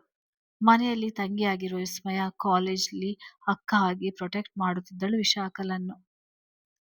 ವಿಸ್ಮಯ ಎಂದಾದರೂ ಜಗಳವಾಡಲು ಬಾಯಿ ಬಿಟ್ಟರೆ ಎದುರಿಗಿರುವವನ ಕಿವಿಲಿ ರಕ್ತ ಬರುವಂತೆ ಮಾಡಿ ಬಿಡುತ್ತಿದ್ದಳು. ಅದರಿಂದ ವಿಶಾಖ ಯಾವಾಗಲೂ ಸೇಫ್ ಪುಂಡ ಹುಡುಗರಿಂದ. ವಿಶಾಖ ಸಂಗೀತಗಾರ್ತಿ ಆದರೆ ವಿಸ್ಮಯ ನೃತ್ಯಗಾರ್ತಿ. ಮನೆಯಲ್ಲಿ ನೀಡುವ ಪ್ರೋಗ್ರಾಂಗೆ ಪ್ರಮೋದನೆ ಪ್ರೇಕ್ಷಕ, ಅವನೇ ತೀರ್ಪುಗಾರ. ಹೊರಗಡೆ ಪ್ರೋಗ್ರಾಂ ಇದ್ರೆ ಅವರು ರಿಹರ್ಸಲ್ಗೆ ಅವನೇ ಹಾಗೆ ಮಾಡಿ ಹೀಗೆ ಮಾಡಿ ಅಂತ ತಿದ್ದುತ್ತಿದ್ದ. ಕೊನೆಗೆ ಪ್ರಮೋದ್ಗೂ ವಿಶಾಖಗೂ ಎಲ್ಲ ಸರಿಯಾದರೆ ವಿಸ್ಮಯಳಿಗೆ ಅದೆಷ್ಟು ಪ್ರಾಕ್ಟೀಸ್ ಮಾಡಿದರೂ ಸಮಾಧಾನ ಇಲ್ಲ. ಹಾಡಿ ಹಾಡಿ ವಿಶಾಖಳಿಗೆ ಸುಸ್ತಾದರೆ ನಿದ್ದೆ ಎಳೆಯುವ ಕಣ್ಣಿಗೆ ಎಣ್ಣೆ ಬಿಟ್ಟುಕೊಂಡು ನೋಡುವ ಸರದಿ ಪ್ರಮೋದದು. ವಿಸ್ಮಯ ನರ್ತಿಸ್ತಿದ್ದರೆ ಅವಳ ಕಣ್ಣು ನೋಡಿ ಹುಡುಗರು ಬಿದ್ದು ಹೋಗುತ್ತಿದ್ದರು. ಮನೆಗೆ ಲವ್ ಲೆಟರ್ಸ್ ಪೋಸ್ಟ್ ಮೂಲಕ ಕಳಿಸುತ್ತಿದ್ದರು. ಮತ್ತೆ ವಿಸ್ಮಯಳಿಗೆ ಬರುವ ಲವ್ ಲೆಟರ್ಸ್ಗೆ ಉತ್ತರ ಪ್ರಮೋದ್ ಅವನದೇ ರೀತಿಯಲ್ಲಿ ಕೊಡ್ತಾ ಇದ್ದ. ವಿಸ್ಮಯಳಿಗೆ ನೀಲಿ ಕಣ್ಣು ವಂಶ ಪಾರಂಪರ್ಯವಾಗಿ ಬಂದಿತ್ತು. ವಿಠಲ್ ಅವರ ತಾಯಿಗೂ ಸಹ ವಂಶ ಪಾರಂಪರ್ಯವಾಗಿ ಬಂದಿರುವ ಕಣ್ಣು ಇತ್ತು. ಅದೀಗ ಮೊಮ್ಮಗಳಿಗೆ. ಬಿಡುವಾದಾಗ 2 ಮನೆಯವರು ಒಟ್ಟುಗೂಡುತ್ತಿದ್ದರು. ಅವತ್ತು ಮನೆಯಲ್ಲಿ ಹಬ್ಬನೇ. ವಿಸ್ಮಯ ಫ್ಯಾಷನ್ ಡಿಸೈನ್ ಕೋರ್ಸ್ ಮಾಡಿದರೆ Vishakha hotel business management course ಮಾಡುತ್ತಿದ್ದಳು. ಪ್ರಮೋದನಿಗೆ ಚಿಕ್ಕಂದಿನಿಂದಲೂ ಪೊಲೀಸ್ ಆಗಬೇಕೆಂಬ ಆಸೆ. ಅದರಂತೆ IPS ಟ್ರೈನಿಂಗ್ ಪಡೆದು IGP ಆಗಿದ್ದ. ಆದ್ರೆ ಆತನಿಗೆ ಚಿಕ್ಕಮಗಳೂರು ಪೋಸ್ಟಿಂಗ್ ಆಗಿತ್ತು. ಆವಾಗ ಮನೆಗೆ ಬಂದು ಹೋಗುತ್ತಿದ್ದ ಅಷ್ಟೇ. ವಿಸ್ಮಯಳಿಗೂ ಅಣ್ಣನನ್ನು ಬಿಟ್ಟಿರಲಾರದೆ ತಾನೂ ಆತನೊಡನೆ ಚಿಕ್ಕಮಗಳೂರು ಸೇರಿದ್ದಳು. ವಿಶಾಖ ಮಂಗಳೂರಿನಲ್ಲಿಯೇ ತನ್ನ ತಂದೆಯ ಹೋಟೆಲ್ ಒಂದನ್ನು ನೋಡಿಕೊಳ್ಳುತ್ತಿದ್ದಳು. ಹಬ್ಬ ಹರಿದಿನಗಳಲ್ಲಿ 2 ಮನೆಯವರು ಒಂದೆಡೆ ಸೇರುತ್ತಿದ್ದರು. ಒಂದು ಬಾರಿ ಉಮೇಶ್ ರವರು ವಿಶಾಖ ಮದುವೆ ಪ್ರಸ್ತಾಪಿಸಿದರು. ವಿಠಲ್ ರವರು ಹಾಗಾದ್ರೆ ವಿಸ್ಮಯಗೂ ಒಟ್ಟಿಗೆ ಮದುವೆ ಮಾಡಿಬಿಡೋಣವೆಂದು. ಅಪ್ಪ, ನಂಗೆ ಈಗ್ಲೇ ಮದುವೆ ಬೇಡ ಎಂದು ವಿಸ್ಮಯ ಅರಚಾಡಿದಳು. ಹೌದೌದು, ಇಲ್ಲೇ ಇರು. ನಿಂಗೂನು 21 ಆಗ್ತಾ ಬಂತು. ಒಳ್ಳೆ ಕಡೆ ಸಿಕ್ಕ್ರೆ ಮದುವೆ ಮಾಡುವುದು ಅಷ್ಟೇ. ಮತ್ತೆ ಮುಂದುವರೆದು, ರೀ, ಅಕ್ಕ ತಂಗಿ ಒಂದೇ ಮನೆಯ ಅಣ್ಣ ತಮ್ಮ ಇರೋ ಮನೆಗೆ ಕೊಟ್ರೆ ಒಳ್ಳೆಯದು. ಇಲ್ಲದಿದ್ರೆ ನಾನು ವಿಸ್ಮಯ ಜೊತೆ ಹೋಗ್ಬೇಕಾದೀತು. ಅವಳ ಮನೆ ಕೆಲಸ ಮಾಡೋಕೆ ಎಂದು ಪ್ರಭಾತಿಯವರು ನಗೆ ಬುಗ್ಗೆ ಹೆಬ್ಬಿಸಿದರು. ವಿಸ್ಮಯ ಮುಖ ಪೂರಿಯಂತೆ ಉಬ್ಬಿತ್ತು. ಹಾಗೆ ಹೇಳಿದಾಗ ಜೋಯ್ಸರ್ ಹತ್ರ ಇಬ್ಬರ ಜಾತಕ ಕೊಟ್ಟಾಗಿತ್ತು. ಬ್ರೋಕರ್ ಒಬ್ಬರು ವಿಸ್ಮಯಳಿಗೆ ಒಂದು ಗಂಡಿನ ಕಡೆಯವರು ಒಪ್ಪಿದ್ದಾರೆ ಎಂದರು. ಆದ್ರೆ ವಿಶಾಖಳಿಗೆ ಮೊದಲು ಮದುವೆಯಾಗದೆ ಹೇಗೆ, ನಂತರ ಆ ಹುಡುಗನಿಗೆ ವಿಶಾಖಳನ್ನು ತೋರುವುದೆಂದು ಮಾತಾಯಿತು. ಅದರಂತೆ ಮನೆಗೆ ಬಂದ ಹುಡುಗನ ತಂದೆ ತಾಯಿ ವಿಶಾಖಳನ್ನು ಒಪ್ಪಿದರು. ಹಾಗೆಯೇ ಬಾಯಿ ಬಡಕಿ ವಿಸ್ಮಯಳ ಮಾಡರ್ನ್ ಬಟ್ಟೆ ನೋಡಿ ಹೌಹಾರಿದರು ಕೂಡ. ವಿಸ್ಮಯ ಪ್ಲಾನ್ ಕೂಡ ಅದೇ ಆಗಿತ್ತು. ಅವರುಗಳು ಹೋದ ಮೇಲೆ ಎಲ್ಲರಿಗೂ ಸರಿಯಾಗಿ ಕ್ಲಾಸ್ ತಗೊಂಡಿದ್ದರು. ಅದು ಅವಳಿಗೆ ಬೋರ್ಕಲಿನ ಮೇಲೆ ಮಳೆ ಬಿದ್ದಂತೆ ಸ್ವಲ್ಪನೂ ಎಫೆಕ್ಟ್ ಆಗಿರಲಿಲ್ಲ. ವಿಷಯ ತಿಳಿದ ಮದುವೆ ಗಂಡು ನವೀನ್ ತನ್ನ ತಂದೆ ತಾಯಿಯ ಮೇಲೆ ಕೂಗಾಡಿದ, ತನಗೆ ವಿಸ್ಮಯ ಬೇಕೆಂದು. ಅವನ ತಂದೆ ತಾಯಿ ವಿಶಾಖಳ ಬಗ್ಗೆ ಎಲ್ಲಾ ತಿಳಿ ಹೇಳಿದ್ದರಿಂದ ಕಡೆಗೆ ಒಪ್ಪಿಕೊಂಡ ಅಸಮಾಧಾನದಿಂದ. ಎಲ್ಲಾ ಶಾಸ್ತ್ರಗಳು ಮುಗಿದು ಎಂಗೇಜ್ಮೆಂಟ್ ಆಯಿತು. ಆ ದಿನ ನೀಲಿ ಕಣ್ಣಿನ ಚೆಲುವೆ ವಿಸ್ಮಯಳನ್ನು ನೋಡಿ ನವೀನ್ಗೆ ತುಂಬಾನೇ ಬೇಸರವಾಯಿತು. ತಾನು ವಿಶಾಖಳನ್ನು ಮದುವೆ ಆಗುತ್ತಿರುವುದಕ್ಕೆ ಮದುವೆ ಸ್ವರ್ಗದಲ್ಲೇ ನಿಶ್ಚಯ ಆಗಿರುತ್ತದಂತೆ ಅಂತ ವಾಸ್ತವವನ್ನು ಒಪ್ಪಿಕೊಂಡು ವಿಶಾಖಳೆಡೆಗೆ ಗಮನ ಕೊಟ್ಟ. ಅವಳು ಸುಂದರಿಯೇ, ವಿಸ್ಮಯಳಂತೆ ಬಲುಕುವ ಬಲ್ಲಿಯಾಗಿರದೆ ಮೈಕೈ ತುಂಬಿಕೊಂಡು ಚೆನ್ನಾಗಿದ್ದಳು. ಮದುವೆಯೂ ನಡೆದು ಹೋಯಿತು. ಈ ಮೂವರ ಬಂಧದಲ್ಲಿ ಒಂದು ಕೊಂಡಿ ನಿಧಾನಕ್ಕೆ ವಾಸ್ತವವಾಗಿ ದೂರ ಸರಿಯಿತು. ಆದರೆ ಬಂಧವಿನ್ನು ಗಟ್ಟಿ ಇತ್ತು. ಮದುವೆ ನಂತರ ಎಲ್ಲರೂ ತಮ್ಮ ಕೆಲಸದಲ್ಲಿ ಬ್ಯುಸಿ ಇದ್ದರು. ವಿಶಾಖಳನ್ನು ನೋಡಬೇಕೆನಿಸಿದಾಗ ಎರಡು ಫ್ಯಾಮಿಲಿಯವರು ಒಟ್ಟಿಗೆ ಹೋಗುತ್ತಿದ್ದರು. ವಿಶಾಖಳಿಗೆ ಗಂಡನಿಗೆ ಹೊಂದಿಕೊಳ್ಳಲು ಕಷ್ಟ ಆಗುತ್ತಿತ್ತು. ಆತ ಆಧುನಿಕತೆಯನ್ನು ಮೈಗೂಡಿಸಿಕೊಂಡು ಬೆಳೆದವ. ಮತ್ತೆ ವಿಶಾಖಳಿಗೂ ಮಾಡರ್ನ್ ಆಗಿರು ಅಂತ ಒತ್ತಾಯಿಸ್ತಿದ್ದ. ಪ್ರತಿಯೊಂದಕ್ಕೂ ವಿಸ್ಮಯ ತರ ಇರು ಎನ್ನುತ್ತಿದ್ದ. ಬಲವಂತದಿಂದ ಪಾರ್ಟಿಗಳಿಗೆ ಕರೆದುಕೊಂಡು ಹೋಗುತ್ತಿದ್ದ. ಅಲ್ಲಿನ ಕುಡುಕ ಗಂಡಸರ ಆಸೆಯ ಕಣ್ಣುಗಳಿಗೆ ಬಲಿಯಾಗುತ್ತಿದ್ದಳು. ಬರುವುದಿಲ್ಲ ಎಂದರೆ ತನ್ನ ತಂದೆ ತಾಯಿಗೆ ಹೇಳಿ ಒಪ್ಪಿಸಿ ಹೊರಡಿಸುತ್ತಿದ್ದ. ಅತ್ತೆ ಮಾವ ಒಳ್ಳೆಯವರು, ಅವರಿಗೆ ಎದುರಾಗದೆ ಹೋಗುತ್ತಿದ್ದಳು. ಮತ್ತೊಂದೆಡೆ ಗಂಡನ ಕೆಲಸದ ಬಗ್ಗೆಯೂ ಅವಳಿಗೆ ಅನುಮಾನವಿತ್ತು. ಆತ ನ್ಯಾಯವಾಗಿ ಸಂಪಾದಿಸುತ್ತಿಲ್ಲ ಅಂತ. ಏನಾದರೂ ಕೇಳಿದರೆ ಸರಿ, ಹಾಗಾದ್ರೆ ನಿನ್ನ ಮನೆಯಿಂದ ಹಣ ತಕೊಂಡ್ ಬಾ, ನ್ಯಾಯವಾಗಿ ಬಿಸ್ನೆಸ್ ಮಾಡ್ತೇನೆ ಎಂದ. ಪಾಪ ಅದರಂತೆ ನಡೆದುಕೊಂಡಳು ಕೂಡ. ಅವನೇನೋ ಬಿಸ್ನೆಸ್ ಶುರು ಮಾಡಿದ. ಅನುಭವವಿಲ್ಲದ ಕಾರಣ ಅದು ನೆಲ ಕಚ್ಚಿತ್ತು. ಇನ್ನೇನು ಹೆಂಡತಿ ಆಸ್ತಿ ಎಲ್ಲ ತನ್ನದೇ, ಯಾಕೆ ದುಡಿಬೇಕು ಅಂದುಕೊಂಡು ತನ್ನ ಅಡ್ಡದಾರಿಯ ಬಿಸ್ನೆಸ್ ಶುರು ಮಾಡಿದ. ಇದರ ಮಧ್ಯೆ ವಿಶಾಖಳಿಗೆ 3-4 ಬಾರಿ ಅಬೋಷನ್ ಆಯಿತು. ಇದರ ಕಾರಣ ಆಕೆಯ ಗಂಡನೇ ಆಗಿರುತ್ತಾನೆ ಎಂದಿಗೂ ತಿಳಿದಿಲ್ಲವಷ್ಟೇ. ಅವಳು ಮಾನಸಿಕವಾಗಿ ದೈಹಿಕವಾಗಿ ಕುಸಿದು ಹೋಗಿದ್ದಳು. ಇದನ್ನೆಲ್ಲ ಮನೆಯವರಿಗೆ ಹೇಳುತ್ತಿರಲಿಲ್ಲ. ಮಧ್ಯೆ ಮಧ್ಯೆ ವಿಶಾಖಳ ನೋಡಲು ಮನೆಗೆ ಬರುತ್ತಿದ್ದ ವಿಸ್ಮಯನನ್ನು ನೋಡಿ ಒಳಗೊಳಗೆ ಅಲುಬುತ್ತಿದ್ದ. ನವೀನ್ ಹಿಂದೆ ಸ್ನೇಹದಿಂದ ಬಾವಾ ಬಾವಾ ಎಂದು ಕಲ್ಮಶವಿಲ್ಲದೆ ಸುತ್ತುತ್ತಿದ್ದಳು. ಅವನು ಅವಳ ಬಾಯಿಗೆ ಹೆದರುತ್ತಿದ್ದ. ಇದ್ದಿದ್ದನ್ನು ಇದ್ದ ಹಾಗೆ ಎಲ್ಲರ ಮುಂದೆ ಹೇಳುತ್ತಿದ್ದಳು. ಜೊತೆಗೆ ಅವಳ ಅಣ್ಣನಿಂದ ಅಲ್ಪ ಸ್ವಲ್ಪ ಕರಾಟೆ ಕಲಿತಿದ್ದಳು. ಅವಳು ಭಾವ ಅಂತ ತಮಾಷೆಗೆಂದು ಕೊಡುವ ಪಂಚ್ ಸಹ ತಡೆಯಲಾಗುತ್ತಿರಲಿಲ್ಲ. ಇನ್ನೇನಾದ್ರೂ ತಾನು ಮಿಸ್ಬಿಹೇವ್ ಮಾಡಿದ್ರೆ ಮುಗೀತು ನನ್ ಕತೆ ಅಂತ ಅವಳಿಂದ ಅಂತರವ ಕಾಯ್ದುಕೊಂಡಿದ್ದ. ಅವಳಿದ್ದಾಗ ವಿಶಾಖಳನ್ನು ಚೆನ್ನಾಗಿ ನೋಡಿಕೊಳ್ಳುತ್ತಿದ್ದ. ಅವಳೋದ ಮೇಲೆ ಅವನಿಷ್ಟದಂತೆಯೇ ಎಲ್ಲ. ಅವನು ಅವನ ತಂದೆಯ ತಾಯಿಯ ಮಾತು ಕೇಳುತ್ತಿರಲಿಲ್ಲ. ಸರಿಯಾಗಿ ಇದು ಇದ್ದೊಬ್ಬ ಮಗನ ಮುದ್ದಾಗಿ ಸಾಕಿದರ ಫಲವಾಗಿ ಇದ್ಯಾವುದು ತನ್ನ ತವರು ಮನೆಗೆ ತಿಳಿಯದಂತೆ ಎಚ್ಚರ ವಹಿಸುತ್ತಿದ್ದಳು ವಿಶಾಖ. ಹುಡುಕಿ ಮಾಡಿದ ಸಂಬಂಧ ಎಂದು ಮದುವೆ ಮಾಡಿಸಿ ಈಗ ಮಗಳ ಸಂಸಾರ ತಾವೇ ಹಾಳು ಮಾಡಿದೆವು ಎಂದು ಕೊರಗದಿರಲಿ. ಮಗು ಆದ್ಮೇಲೆ ಸರಿ ಆಗ್ತಾನೆ ಎಂದು ಸಹಿಸಿಕೊಂಡಿದ್ದಳು. ಮುಚ್ಚಿಟ್ಟಿದ್ದರ ತಪ್ಪಿಗೆ ತನ್ನ ಪ್ರಾಣನೇ ಬೆಲೆ ತರಬೇಕಾಯಿತು ಕೊನೆಗೆ. ಮಗದೊಮ್ಮೆ ಗರ್ಭಿಣಿಯಾದಳು ವಿಶಾಖ. ಅದು ತಿಳಿದಾಗಲೇ ಅವಳಿಗೆ 4 ತಿಂಗಳು ತುಂಬುವುದರಲ್ಲಿತ್ತು. ಈ ಬಾರಿ ಅವಳ ಗಂಡನಿಗೆ ಅಬೋರ್ಷನ್ ಮಾಡಲು ಆಗಿರ್ಲಿಲ್ಲ. ಅವಳ ಜೀವಕ್ಕೆ ಅಪಾಯ ಎಂದಿದ್ದರು ಡಾಕ್ಟರ್. ಎಲ್ಲರಿಗೂ ಗೊತ್ತಾಗಿ ಸಂತಸ ಪಟ್ಟರು. 7 ತಿಂಗಳು ತುಂಬಿದ ಮೇಲೆ ತವರು ಮನೆಯಲ್ಲಿ ಸೀಮಂತ ಮಾಡಿದರು. ನಂತರ ಅವಳನ್ನು ತವರಲ್ಲೇ ಉಳಿಯುವಂತೆ ಹೇಳಿದರು ಕೂಡ. ಆದರೆ ನವೀನ್ ಅಳುವಂತೆ ಮಾಡಿ ದೊಡ್ಡ ನಾಟಕವನ್ನೇ ಮಾಡಿದ್ದ. ಅವಳನ್ನು ಬಿಟ್ಟಿರಲಾರದಂತೆ ವಿಶಾಖ ಎಲ್ಲಾ ಹೆಣ್ಣು ಮಕ್ಕಳಂತೆ ತಾಯ್ತನವನ್ನು ಅನುಭವಿಸುತ್ತಿರುವಂತೆ ಅನಿಸುತ್ತಿರಲಿಲ್ಲ. ಅವಳು ಹೆರಿಗೆ ಭಯದಿಂದ ಹಾಗೇ ಇದ್ದಳೆಂದು ತಿಳಿದು ಅವಳ ತಾಯಿ ದೊಡ್ಡಮ್ಮನವರು ಸಮಾಧಾನಿಸುತ್ತಿದ್ದರು. ವಿಶಾಖ ಹೊರಟಾಗ ಅಣ್ಣನನ್ನು ಬಿಗಿದಪ್ಪಿ ಅತ್ತಿದ್ದಳು. ಅವೆಲ್ಲ ಹೇಳಿ ಬಿಡುವಳೆಂಬ ಭಯಕ್ಕೆ ನವೀನ್ ಅವಳನ್ನು ನಯವಾಗಿ ಸಮಾಧಾನಿಸುತ್ತಾ ಕರೆದೊಯ್ದಿದ್ದ. ಇವರನ್ನು ಕಂಡಾಗ ಅನುಮಾನ ಬಂತು ಪ್ರಮೋದ್ನಿಗೆ. ಆದ್ರೆ ವಿಶಾಖ ಏನಿದ್ದರೂ ಮುಚ್ಚಿಡದೆ ಹೇಳುತ್ತಿದ್ದಳು. ಏನು ಇರಲಾರದು ಎಂಬ ನಂಬಿಕೆ ಇತ್ತು. ಮುಂದಿನ ದಿನಗಳಲ್ಲಿ ಪ್ರಮೋದ್ ವಿಶಾಖಳನ್ನು ಮಾತನಾಡಿಸಲೆತ್ನಿಸಿದಾಗ ನವೀನ್ ಹೆಚ್ಚಾಗಿ ವಿಶಾಖಳ ಕಾಲ್ ರಿಸೀವ್ ಮಾಡುತ್ತಿದ್ದ. ವಿಶಾಖ್ ಮಲಗಿದ್ದಾಳೆ, ದೇವಸ್ಥಾನಕ್ಕೆ ಹೋಗಿದ್ದಾಳೆಂದು ಹೇಳುತ್ತಿದ್ದ. ತೀರಾ ಪ್ರಯತ್ನಿಸಿದರೆ ಒಂದೆರಡು ಮಾತಾಡಿ ಸುಮ್ಮನಾಗುತ್ತಿದ್ದಳು. ಅದು ಅವಳ ಗಂಡನ ಎದುರಲ್ಲಿಯೇ ಮಾತನಾಡಬೇಕಾಗಿತ್ತು. ಇವನಿನ್ನೇನು ರಾಖಿ ಹಬ್ಬ ಬಂತು, ಆವಾಗ ಹೋಗಿ ಎಲ್ಲ ಕ್ಲಿಯರ್ ಮಾಡ್ಬೇಕು ಎಂದುಕೊಂಡ. ಅಷ್ಟರಲ್ಲೇ ತನ್ನ ಕೇಸ್‌ಗಳ ಕೆಲಸದಲ್ಲಿ ಬ್ಯುಸಿಯಾದ. ಇವನಿಗೂ ತಿಳಿದಿರ್ಲಿಲ್ಲ ಅಷ್ಟರಲ್ಲಿ ತನ್ನ ತಂಗಿ ಈ ಲೋಕವನ್ನೇ ಬಿಟ್ಟು ಹೋಗುತ್ತಾಳೆಂದು. ಒಂದು ದಿನ ಬರಸಿಡಿಲಿನಂತೆ ಬಂದಿತ್ತು ಸಹ. ಅಂತ ಅದೇ ಸುದ್ದಿ ವಿಶಾಖ ಹೆರಿಗೆಯಲ್ಲಿ ಮೃತಪಟ್ಟಿದ್ದಾಳೆಂದು. ಜೊತೆಗೆ ಮಗುವು ಕೂಡ. ಅಲ್ಲಿ ಬಿದ್ದು ಗೋಳಾಡುತ್ತಿದ್ದ ನವೀನ್ ಮತ್ತು ಮನೆಯವರ ಪರಿಸ್ಥಿತಿ ಕಂಡು ಏನು ಕೇಳುವುದೋ ಗೊತ್ತಾಗ್ಲಿಲ್ಲ. ಆದರೂ ಸಿಟ್ಟಿನಲ್ಲಿ ನವೀನ್ ಮೇಲೆ ಕೈ ಮಾಡಿದ್ದ. ಮೊದಲಿನಿಂದಲೇ ಅವಳ ಆರೋಗ್ಯದ ಬಗ್ಗೆ ತಿಳಿದುಕೊಂಡು ಕಾಳಜಿ ವಹಿಸದಕ್ಕೆ. ಇನ್ನೊಂದು ವಿಷಯ ಎಂದರೆ ವಿಶಾಖಳಿಗೆ ಸರ್ವೈಕಲ್ ಕ್ಯಾನ್ಸರ್ ಅಂತ. ಅದು ಅವಳ ಚೆಕಪ್ ಮಾಡ್ತಿದ್ದ ಡಾಕ್ಟರ್ ದೃಢಪಡಿಸಿದರು ಕೂಡ. ಇದೆಲ್ಲ ತವರು ಮನೆಗೆ ತಿಳಿಸದಿರುವುದರ ಬಗ್ಗೆ ಬಲವಾದ ಕಾರಣ ಇರುವುದು ಮನಗಂಡು ಪ್ರಮೋದ್ ನವೀನ್ ಸರಿಯಾಗಿ 4 ಬಾರಿಸಿ ವಿಚಾರಿಸಿದಾಗ, ಹೌದು ಬಾವ ಗೊತ್ತಿತ್ತು. ಆದ್ರೆ ನಾವು ಡಾಕ್ಟರ್ ಎಷ್ಟೇ ಹೇಳಿದ್ರು ಆಕೆ ಅಬೋರ್ಷನ್ ಮಾಡಲು ಒಪ್ಪಿರ್ಲಿಲ್ಲ.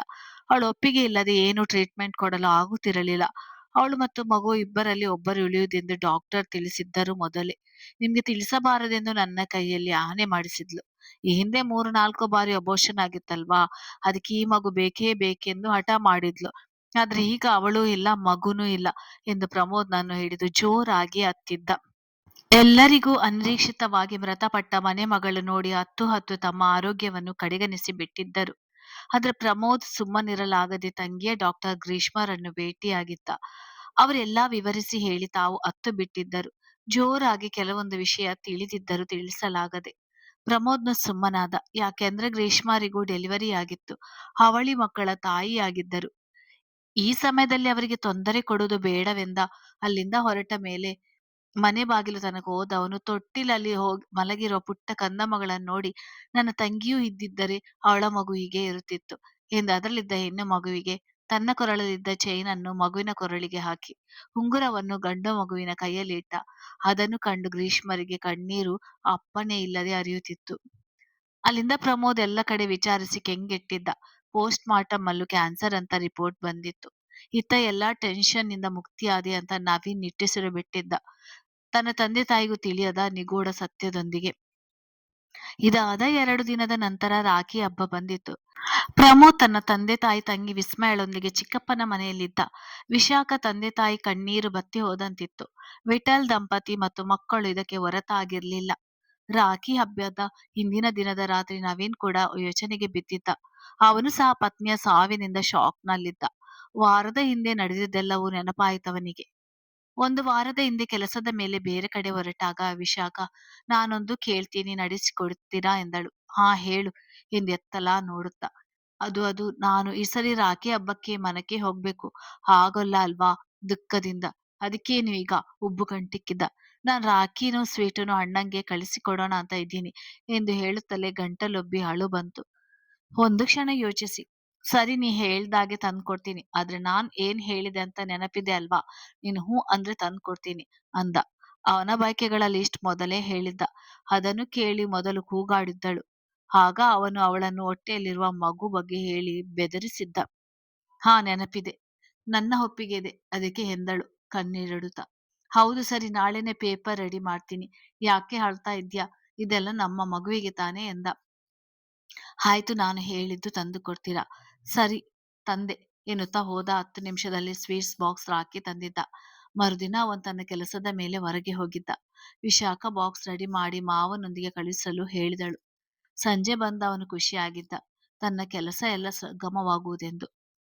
ಆಮೇಲೆ ಅವತ್ತೇ ಇದ್ದಕ್ಕಿದ್ದಾಗೆ ಯಾರಿಗೂ ತಿಳಿಯದಂತೆ ಮಧ್ಯರಾತ್ರಿ ತನ್ನ ಬುದ್ಧಿವಂತಿಕೆ ಉಪಯೋಗಿಸಿ ಟೈಟ್ ಸೆಕ್ಯೂರಿಟಿ ಇದ್ದರೂ ಮನೆ ಬಿಟ್ಟಿದ್ದಳು ವಿಶಾಖ. ಆಮೇಲೆ ಎಲ್ಲಿ ಹೋದಳು ಅಂತ ಬೆಳಿಗ್ಗೆ ಎಲ್ಲಾ ಕಡೆ ಹುಡುಕಿದ್ದ ಮತ್ತೆ ಹುಡುಕಿಸಿದ್ದ. ವಿಶಾಖ ತವರಿಗೆ ಹೋಗಿರುವಳೆಂದು. ಅಲ್ಲಿಗೂ ಕರೆ ಮಾಡಿ ನಾರ್ಮಲ್ ಆಗಿ ಮಾತಾಡಿ ಅಲ್ಲಿ ಇಲ್ಲದನ್ನು ತಿಳಿದುಕೊಂಡಿದ್ದ. ಅವನಂತೂ ಹುಚ್ಚು ಆಗಿದ್ದ. ಎಲ್ಲಿಗೆ ಹೋದಳು? ಇನ್ನೇನು ಎಲ್ಲ ತಾನಂದುಕೊಂಡಂತೆ ಆಗುವುದೆಂದು ಅಂದುಕೊಂಡ ಸಮಯದಲ್ಲಿ ಎಲ್ಲಾದರೂ ತನ್ನ ಉದ್ದೇಶ ತವರಿಗೆ ತಿಳಿಸಿದರೆ ಎಂದು ಆತಂಕಗೊಂಡ. ಡಾಕ್ಟರ್ ಗ್ರೀಷ್ಮರವರ ಹಾಸ್ಪಿಟಲ್ ಬಿಟ್ಟು ಎಲ್ಲ ಕಡೆ ಹುಡುಕಿದವನಿಗೆ ಕೊನೆಗೆ ತಿಳಿದದ್ದು ಅಲ್ಲಿಂದ ಕಾಲ್ ಬಂದಾಗಲೇ. ಇವನು ಮೊದಲು ಹೋಗಿ ನೋಡಿದ್ದ. ಅವಳು ಏನೂ ಮಾತನಾಡುವ ಸ್ಥಿತಿಯಲ್ಲಿ ಇರಲಿಲ್ಲ. ಅವಳಾಗಲೇ ವೆಂಟಿಲೇಟರ್ ಸಹಾಯದಿಂದ ಉಸಿರಾಡುತ್ತಿದ್ದಳು. ಆರೋಗ್ಯ ತೀರಾ ಹದಗೆಟ್ಟಿತ್ತು. ಆಮೇಲೆ ಎಲ್ಲರಿಗೂ ವಿಷಯ ತಿಳಿಸಿದ್ದ. ಹಾಸ್ಪಿಟಲ್‌ನ ವರದಿ ಪ್ರಕಾರ ವಿಶಾಖ ಹಾಸ್ಪಿಟಲ್‌ಗೆ ಬಂದು 3 ದಿನಗಳಾಗಿತ್ತಂತೆ.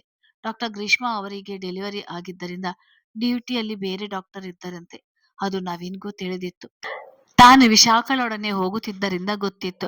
ಡಾಕ್ಟರ್ ಗ್ರೀಷ್ಮರವರು ಕೂಡ ಗರ್ಭಿಣಿ ಇದ್ದಾರೆ ಅಂತ. ಯಾರೋ ಒಬ್ಬರು ಅನಾಥೆ ಅಂತ ರೋಡಲ್ಲಿ ಪ್ರಜ್ಞೆ ತಪ್ಪಿ ಬಿದ್ದಿದ್ದ ವಿಶಾಖಳನ್ನು ಹಾಸ್ಪಿಟಲ್‌ಗೆ ಸೇರಿಸಿದರಂತೆ. ಸಿಸೇರಿಯನ್ ಮಾಡುವಾಗ ಮಗು ಹೊಟ್ಟೆಯಲ್ಲಿ ಸತ್ತಿದೆ ಎಂದು ತಿಳಿಸಿದ್ದರು. ಇವಾಗ ಕಂಡೀಷನ್ ಕ್ರಿಟಿಕಲ್ ಇದೆ. ಇವತ್ತು ಸೆಮಿ ಕಾನ್ಸಿಯಸ್ ಅಲ್ಲೇ ನಿಮ್ಮ ನಂಬರನ್ನು ಸೂಚಿಸಿದ್ದರು. ಕಷ್ಟಪಟ್ಟು ಎಂದಿದ್ದರು. ವಿಶಾಖಳಿಗೆ ಆಪರೇಷನ್ ಮಾಡಿದ ಡಾಕ್ಟರ್ ನಂದಿನಿ. ಜಾಸ್ತಿ ಕೆದಕಿದರೆ ತನ್ನ ಬುಡಕ್ಕೆ ಬರುವುದೆಂದು ತನ್ನ ಅತ್ತೆ-ಮಾವಂದಿರಿಗೆ ಸ್ವಲ್ಪ ಸೇರಿಸಿ ಹೇಳಿದ್ದ. ತಾನೇ ಅಡ್ಮಿಟ್ ಮಾಡಿದ್ದು ಅನ್ನುವ ರೀತಿಯಲ್ಲಿ. ಅದಕ್ಕೆ ತನ್ನ ತಂದೆ-ತಾಯಿಗಳನ್ನು ಸಾಕ್ಷಿಗಳನ್ನಾಗಿ ಮಾಡಿದ್ದ. ಮಗನ ಮೇಲಿನ ಪ್ರೀತಿಯಿಂದ ಹೌದೆಂದಿದ್ದರು ಅವರು. ಬೀಗರನ್ನು ನಂಬಿದ ವಿಶಾಖ ಪೇರೆಂಟ್ಸ್ ಏನನ್ನೂ ಕೇಳಕ್ಕೆ ಹೋಗಿಲ್ಲ.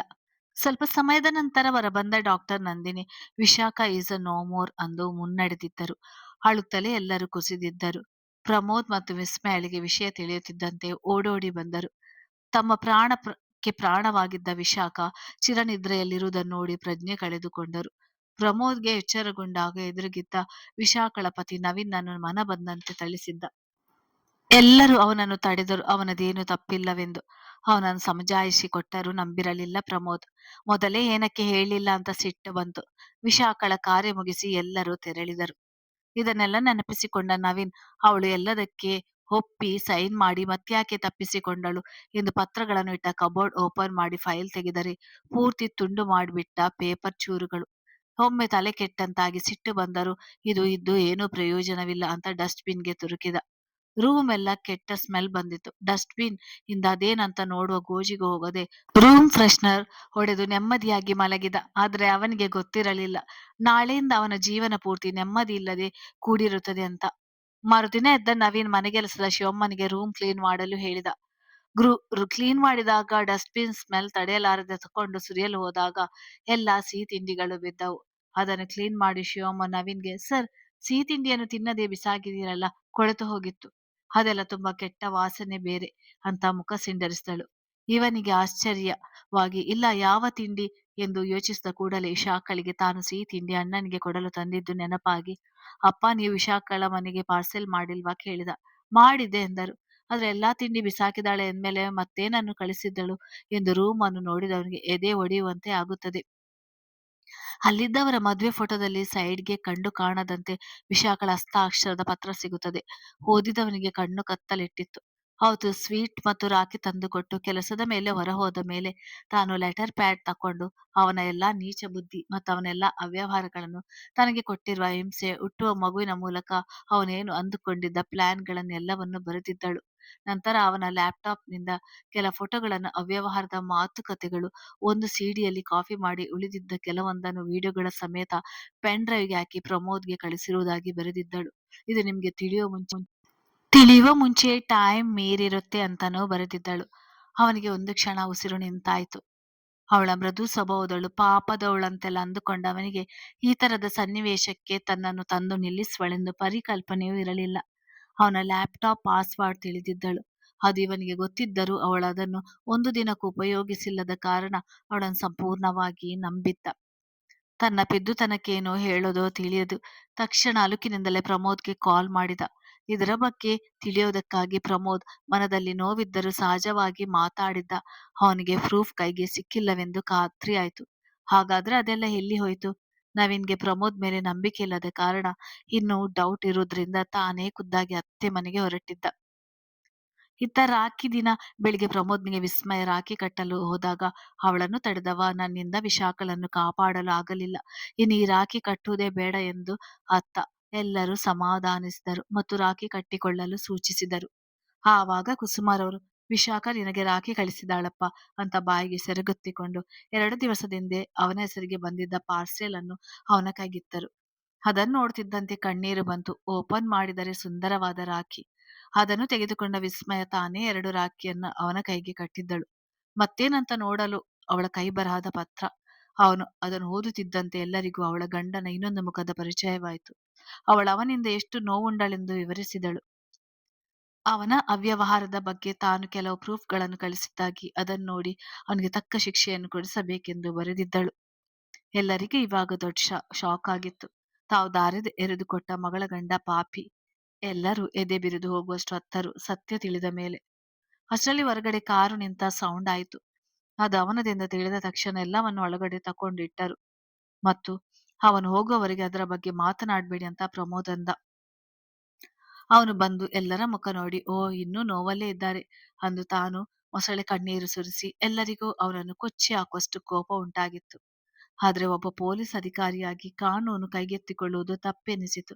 ಅವನು ತಡವರಿಸ್ತಾ, ಬಾವ ಅದು ವಿಷಾಕಾರ ಹಾಕಿ ಕಳಿಸಿದ್ಲು ಬಂತ ಅಂದ. ಇವನು ಬೇಕಂತಲೇ ಇಲ್ಲ, ಅವಳು ಯಾಕೆ ಕಳಿಸ್ತಾಳೆ, ನಾನೇ ಬರ್ತೀನಿ ಅಂತ ಅಂದಿದ್ದೆ, ಯಾಕೆ ಏನಾದ್ರೂ ಪ್ರಾಬ್ಲಮ್ ಅಂತ ಅವನನ್ನೇ ಕೇಳಿದ. ಇಲ್ಲಪ್ಪ ಸುಮ್ನೆ ಕೇಳ್ದೆ ಅಂತ ಮನೆಯನ್ನು ಒಮ್ಮೆ ಕೂತಲ್ಲಿಯೇ ಪರಿಶೀಲಿಸಿದ. ಸರಿ ಬಾವ ಎಂದು ಎಲ್ಲರಿಗೂ ಕೈ ಮುಗಿದು ಪ್ರಮೋದ್ನ ಕೈ ಕುಲುಕಿ ಸಭ್ಯನಂತೆ ಹೊರಟವನನ್ನು ಕಂಡು ಎಲ್ಲರಿಗೂ ಸಾಯುವಷ್ಟು ಕೋಪ ಉಂಟಾಯಿತು. ಪ್ರಮೋದ್ ಸಾಕ್ಷಿಯನ್ನು ಸರಿಯಾಗಿ ಪರಿಶೀಲಿಸಿ ನಾಳೆ ಕಮಿಷನರ್ಗೆ ಕೊಡಬೇಕೆಂದು ಅಂದುಕೊಂಡ. ಇತ್ತ ಮನೆಗೆ ಬಂದ ನವೀನ್, ಹಾಗಾದ್ರೆ ಪ್ರೂಫ್ ಎಲ್ಲೋಯ್ತು ಅಂತ ತಲೆ ಕೆಡಿಸಿಕೊಂಡ. ಅಲ್ಲಿಗೆ ಹೋದಾಗ ಎಲ್ಲರ ಮುಖದಲ್ಲಿದ್ದ ಭಾವವನ್ನು ನೆನಪಿಸಿಕೊಂಡ. ಬರುವಾಗ ಪ್ರಮೋದ್ನ ಕೈ ಕುಲುಕಿದ್ದು, ಆತನನ್ನು ದೀರ್ಘವಾಗಿ ಗಮನಿಸಿದ್ದು. ಸಡನ್ ಆಗಿ ತಲೆಯಲ್ಲಿ ಏನೋ ಹೊಳೆದಂತಾಯ್ತು. ಹೌದು, ಅವನ ಕೈಯಲ್ಲಿ 2 ರಾಖಿ ಇತ್ತು. ಅದು ಒಂದು ರಾಖಿ ತಾನೇ ತಂದು ಕೊಟ್ಟಿದ್ದು ವಿಶಾಖಳಿಗೆ. ಅಂದರೆ ಎಲ್ಲರೂ ಗೊತ್ತಿಲ್ಲದಂತೆ ನಾಟಕ ಮಾಡುತ್ತಿದ್ದಾರೆ, ಏನೋ ಪ್ಲಾನ್ ಮಾಡಿದ್ದಾರೆ. ತಕ್ಷಣ ತನ್ನ ಚೇಲಗಳಿಗೆ ತಿಳಿಸಿ ಅವರ ಮನೆಯ ಮೇಲೆ ಕಣ್ಣಿಡುವಂತೆ ತಿಳಿಸಿದ್ದ. ಮರುದಿನ ಬೇಗನೆ ಎದ್ದು ಪ್ರಮೋದ್ ತಾನು ಕಮಿಷನರ್ ಸರ್ ಅವರನ್ನು ಮೀಟ್ ಮಾಡಿ ಡ್ಯೂಟಿ ಜಾಯಿನ್ ಆಗ್ತೇನೆಂದು ನುಡಿದ. ವಿಸ್ಮಯ ತಾನೂ ಜೊತೆಗೆ ಬರುವುದಾಗಿ ಹೇಳಿದಳು. ಅದರಂತೆ ತನ್ನ ರಾಯಲ್ ಎನ್ಫೀಲ್ಡ್ ನಲ್ಲಿ ತಂಗಿಯನ್ನು ಕರೆದುಕೊಂಡು ಹೊರಟ. ನವೀನ ಚೇಲಗಳು ಹಿಂಬಾಲಿಸಿದರು ಅವರಿಗೆ ತಿಳಿಯದಂತೆ. ದಾರಿ ಮಧ್ಯೆ ಟೀಗೆಂದು ಬೈಕ್ ನಿಲ್ಲಿಸಿದರು. ಅಲ್ಲಿ ಅವನಿಗೆ ಟೀ, ವಿಸ್ಮಯಳಿಗೆ ಜ್ಯೂಸ್ಗೆ ಆರ್ಡರ್ ಮಾಡಿ ವಿಸ್ಮಯಳಿಗೆ ಬುದ್ಧಿ ಹೇಳಿದ. ಇನ್ನು ನೀನು ಮೊದಲನ ತರ ಇರ್ಬೇಡ, ಸ್ವಲ್ಪ ಗಂಭೀರವಾಗಿರ್ಬೇಕೆಂದು ಹೇಳಿದ. ಅಷ್ಟರಲ್ಲಿ ಟೀ ಮತ್ತು ಜ್ಯೂಸ್ ಬಂತು. ಪ್ರಮೋದ್ ಟೀ ಕುಡಿಯಲಾರಂಭಿಸಿದ. ವಿಸ್ಮಯ ಫೋನ್ ನೋಡಿಕೊಂಡು ಜ್ಯೂಸ್ ಕೈ ಹಾಕಲು ಅದು ಕೆಳಗೆ ಬಿತ್ತು. ಅವಳಿಗೆ ಇನ್ನೊಂದು ಜ್ಯೂಸ್ ಆರ್ಡರ್ ಮಾಡಿ ಪ್ರಮೋದ್ ಕಮಿಷನರ್ ಸರ್ಗೆ ಕಾಲ್ ಮಾಡ್ದ. ವಿಷಯವನ್ನು ಸಂಕ್ಷಿಪ್ತವಾಗಿ ತಿಳಿಸುತ್ತಿದ್ದವನಿಗೆ ತಲೆ ಸುತ್ತು ಬಂದಂತಾಯ್ತು. ತಕ್ಷಣ ಏನೋ ಅನುಮಾನ ಬಂದು ಸುತ್ತಲೂ ನೋಡಲು ಕೆಲವರು ತಮ್ಮನ್ನೇ ಅಬ್ಸರ್ವ್ ಮಾಡುತ್ತಿದ್ದಾರೆ ಎನಿಸಿತು. ಅಷ್ಟರಲ್ಲಿ ಜ್ಯೂಸ್ ಬಂತು, ಕುಡಿಯಲು ಹೊರಟ. ವಿಸ್ಮಯಳನ್ನು ತಡೆದು ತಡೆದು ಬೇಗ ಬಾ, ಹೊರಡೋಣ, ಅರ್ಜೆಂಟ್ ಎಂದು ಬೈಕಲ್ಲಿ ಕುಳಿತು ವೇಗವಾಗಿ ಚಲಾಯಿಸಿದ. ಇತ್ತ ಅವನ ಚೇಲಗಳು ನವೀನ್ಗೆ ಕಾಲ್ ಮಾಡಿ ಅವನಿಗೆ ಡೌಟ್ ಬಂದಿದೆ ಬಾಸ್ ಎಂದ. ಮತ್ತೆ ಟೀ ಕುಡ್ದ್ನಾ? ಅವನು ಕುಡ್ದ ಬಾಸ್, ಆದ್ರೆ ತಂಗಿ ಕುಡಿಲಿಲ್ಲ. ಪರವಾಗಿಲ್ಲ, ಬೇಗ ಅವನನ್ನು ಫಾಲೋ ಮಾಡಿ ಎಂದು ಆಜ್ಞಾಪಿಸಿದ. ಅದರಂತೆ ಹಿಂಬಾಲಿಸಿದರು. ಪ್ರಮೋದ್ಗೆ ಬೈಕ್ ಚಲಾಯಿಸಲು ಸಾಧ್ಯವಾಗುತ್ತಿರಲಿಲ್ಲ. ವಿಸ್ಮಯಳಿಗೂ ಗೊತ್ತಿದ್ದರೂ ಇದು ಸರಿಯಾದ ಸಮಯ ಅಲ್ಲವೆಂದು ಬೈಕನ್ನು ಕಾಡು ದಾರಿಗೆ ನುಗ್ಗಿಸಿದ. ಹಾಗೆ ಒಂದೇ ಉಸಿರಿನಲ್ಲಿ ನವೀನ್ಗೆ ಎಲ್ಲ ಗೊತ್ತಾಗಿದೆ ಪುಟ್ಟ, ಅವನು ನಮ್ಮನ್ನು ಫಾಲೋ ಮಾಡ್ತಿದ್ದಾನೆ ಎಂದು ತಿಳಿಸಿದ. ಗಾಬರಿಯಾದ ವಿಸ್ಮಯ, ಅಣ್ಣ ಏನ್ ಮಾಡೋದೀಗ ಅಂದಳು. ಬಹುಶಃ ನಮ್ಮನ್ನು ಪ್ರಜ್ಞೆ ತಪ್ಪಿಸಲು ಹೋಟೆಲ್ ಅವರೊಂದಿಗೆ ಹೇಳಿ ಕುಡಿಯುವ ಟೀ ಮತ್ತು ಜ್ಯೂಸಲ್ಲಿ ಏನೋ ಮತ್ತು ಬರುವ ಔಷಧಿ ಹಾಕಿದ್ದಾರೆ. ನೀನು ಕುಡಿದಿಲ್ಲ ಅದನ್ನು, ಬಟ್ ನಾನು ಕುಡ್ದಿದ್ದೇನೆ, ಅದಕ್ಕೆ ತಲೆ ಸುತ್ತಾ ಇದೆ. ಬೈಕಲ್ಲಿ ಹೋದ್ರೆ ಆಗೋಲ್ಲ, ಈಗ ಬಾ ಎನ್ನುತ್ತಾ ಅವಳ ಕೈ ಹಿಡಿದು ಕಾಡಿನ ರೋಡಿನಿಂದ ಕಾಲು ದಾರಿಯ ಕಡೆ ನುಗ್ಗಿದ. ಅಷ್ಟರಲ್ಲಿ ವಿಸ್ಮಯ ಭಯಕ್ಕೋ ಏನೋ ಒಟ್ಟಾರೆಯಾಗಿ ಓಡ್ಬೇಕಾದ್ರೆ ಕಾಲು ಎಡವಿ ಬಿದ್ದಳು. ತಲೆಗೆ ಏಟು ಆಗಿ ಮೊದಲೇ ಹೆದರಿಕೊಂಡಿದ್ದವಳು ಪ್ರಜ್ಞೆ ಕಳೆದುಕೊಂಡಳು. ಪ್ರಮೋದ್ ಎಬ್ಬಿಸಲು ನೋಡಿದ. ಅವನಿಗೂ ಆಗಲೇ ಅಮಲಿನ ಪದಾರ್ಥ 75ರಷ್ಟು ಕೆಲಸ ಮಾಡಿತ್ತು. ಆದ್ರೂ ಅವಳನ್ನು ಎತ್ತಿಕೊಂಡು ನಡೆದ. ರೌಡಿಗಳಿಗೆ ಅಣ್ಣ ತಂಗಿ ಮೇನ್ ರೋಡ್ನಿಂದ ಕಾಡಿನ ಮಣ್ಣಿನ ದಾರಿಗೆ ತಿರುಗುವುದರ ಸಾಕ್ಷಿಯಾಗಿ ಬೈಕ್ ಧೂಳು ಎಬ್ಬಿಸಿದ ಕುರುಹು ಸಿಕ್ಕಿತ್ತು. ಸ್ವಲ್ಪ ಮುಂದೆ ಹೋದಾಗ ಬೈಕ್ ಒಂದು ಕಡೆ ಬಿದ್ದಿತ್ತು. ಇಲ್ಲೇ ಇದ್ದಾರೆಂದು ಗಡಿಬಿಡಿಯಲ್ಲಿ ಹುಡುಕತೊಡಗಿದರು. ಮುಂದೆ ನಿಮಗೆಲ್ಲ ತಿಳಿದಿರುವಂತೆ ಅವರು ಡಾಕ್ಟರ್ ಆರತಿ ಅವರಿಗೆ ಸಿಕ್ಕಿದ್ದು, ಅವರು ಇಸ್ಮಾಯಿಲನ್ನು ತಮ್ಮೊಂದಿಗೆ ಕರೆದೊಯ್ದದ್ದು, ಪ್ರಮೋದ್ ನವೀನ್ಗೆ ಸಿಕ್ಕಿದ್ದು. ನವೀನ್ ಒಂದೆಡೆ ಯೋಚಿಸ್ತಿದ್ದರೆ ಪ್ರಮೋದ್ ಕೂಡ ತನ್ನ ಫ್ಯಾಮಿಲಿ ಬಗ್ಗೆ ಯೋಚಿಸ್ತಿದ್ದ. ಕಾಲು ನವೀನ್ ಹೊಡೆದ ಏಟಿಗೆ ಬೋನ್ ಫ್ರಾಕ್ಚರ್ ಆದಾಗೆ ಇದೆ, ಸಿಕ್ಕಾಪಟ್ಟೆ ನೋವು ಬೇರೆ. ವಿಶಾಖಳನ್ನು ಕಳೆದುಕೊಂಡ ನೋವಲ್ಲಿರುವ ತಂದೆ ತಾಯಿಗಳಿಗೆ ಇವಾಗ ಕಾಣಿಸ್ತಿಲ್ಲವೆಂದರೆ ಅದೆಷ್ಟು ಹುಡುಕಿರ್ಬೇಡ, ಎಷ್ಟು ಭಯಪಟ್ಟಿರ್ಬೇಡ. ನವೀನ್ ಮುಂದೆ ಏನ್ ಮಾಡ್ಬೋದು, ನಾನಿಲ್ಲಿ ಅಸಹಾಯಕ. ಆವಾಗ ಸ್ಪ್ರೇ ಹೊಡಿತಾ ಇರ್ತಾನೆ ಮುಖಕ್ಕೆ. ವಿಸ್ಮಯನನ್ನು ಹುಡುಕ್ತಿದ್ದೀನಿ ಅಂತ ಹೇಳಿದ. ಅವಳಿಗೆ ಎಲ್ಲಿದ್ದಾಳೋ ಏನೋ, ಆರತಿ ಮೇಡಮ್ ಚೆನ್ನಾಗಿ ನೋಡಿಕೊಂಡರೆ ಸಾಕು. ಅವಳೇನಾದರೂ ಮನೆಗೆ ಫೋನ್ ಮಾಡಿದ್ರೆ ಟ್ರ್ಯಾಕ್ ಮಾಡ್ತಾನೆ. ಹೀಗೆ 108 ಭಯದ ಯೋಚನೆಗಳು ಪ್ರಮೋದ್ ಮನದಲ್ಲಿ. ಇತ್ತ ಬ್ಯಾಂಗ್ಳೂರ್ಗೆ ಡಾಕ್ಟರ್ ಆರತಿ ಅವರ ಮನೆ ಸೇರಿದ ವಿಸ್ಮಯ ಮಂಕಾಗಿ ಒಂದೆಡೆ ಕೂತು ಬಿಡುತ್ತಾಳೆ. ಕಥೆ ಮುಂದುವರಿಯುತ್ತದೆ.